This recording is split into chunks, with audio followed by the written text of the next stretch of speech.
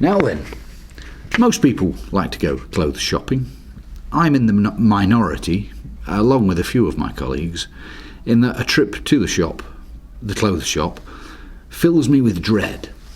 It's interesting to note, however, that the price of clothes has not risen for pretty much as long as I can remember. Statistics actually show that the price of clothes has gone down by a few percent over the last 10, 15, 20 years. How can this be? Well, the answer is really quite simple. The places where the clothes we wear are made have changed. Take my own town as an example, Hinckley. It used to be quite famous for its sock manufacturing. Now there are no sock factories. It became too expensive because of the cost of employing people. The people making the socks now are in developing countries like Bangladesh, where the pay is probably 10 times less than in the UK. Those of you who know the shop Primark will have noticed, firstly, the incredibly cheap price of the clothes. You can buy something, wear it once, and not be bothered if that is the only time you wear it because it was so cheap. You may also have noticed that the clothes you buy in Primark are always made in developing countries like Bangladesh, India and such like.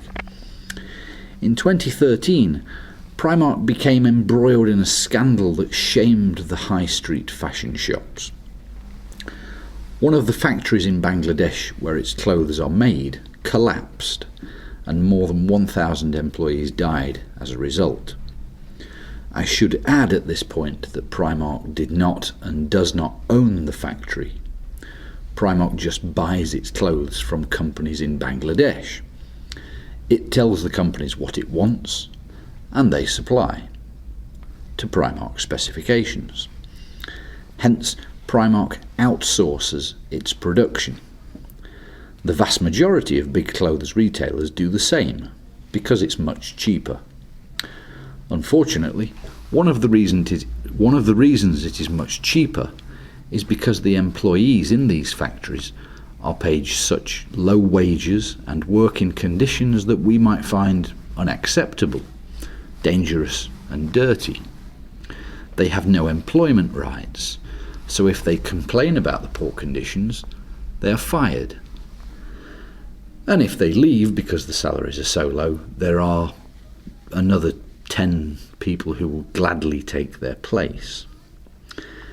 Now, Primark, after this accident where 1,000 people or more died, Primark, to its credit, did take some responsibility and paid about $10 million in compensation to the families of those who died or were injured.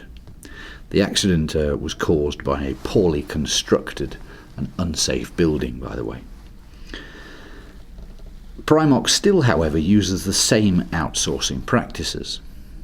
Other famous names which have been the target of criticism for their outsourcing and associated low wages are Nike, Gap and Apple, as examples. In these cases, the clothes of Nike and Gap, or the phones in the case of Apple, are not cheap.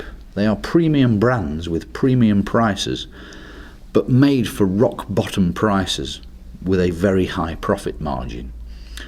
And all of this leads many people to question whether outsourcing the manufacture of our consumable goods to developing countries is an ethical practice.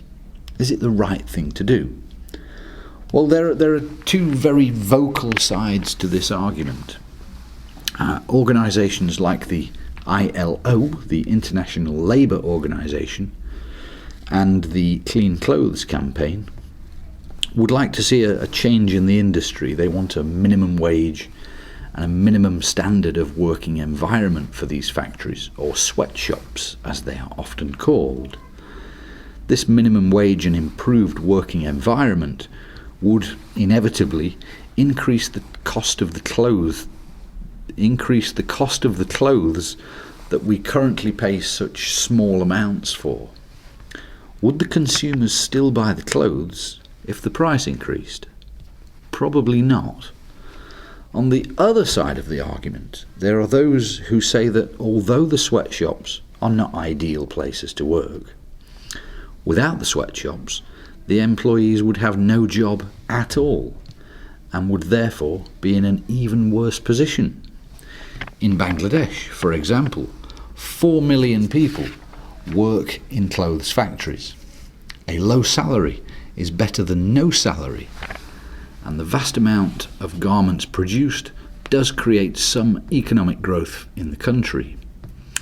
See an article by Powell in the Forbes magazine for a clear analysis of that argument. To throw into the whole argument is another interesting point. In our consumer society where clothes are now so cheap, there have been huge increases in the amount of clothes thrown away. Would any self-respecting teenager wear a new outfit for a night out, have their photograph taken multiple times, including selfies, and then wear the same outfit again 2 or 3 weeks later? Of course not. They would be ridiculed on social media for wearing the same dress or same shirt. So we see all of these clothes worn once and then thrown away. And by thrown away, I mean thrown away in the rubbish to go to landfill to create pollution. They could be going to charity, to people who need the clothes, perhaps even to the very people who made the clothes in the first place. But the people who bought them are either too lazy or too busy to arrange the recycling. Now, if our bargain basement rock bottom priced clothes were more expensive, that might lead people to buy much fewer clothes or much less clothes and create less waste. On the flip side, though, buying less means less economic growth. Oh, why is life so complex? Well, I hope that has given you a bit of an insight into the issues surrounding sweatshop labour in developing countries. Thank you.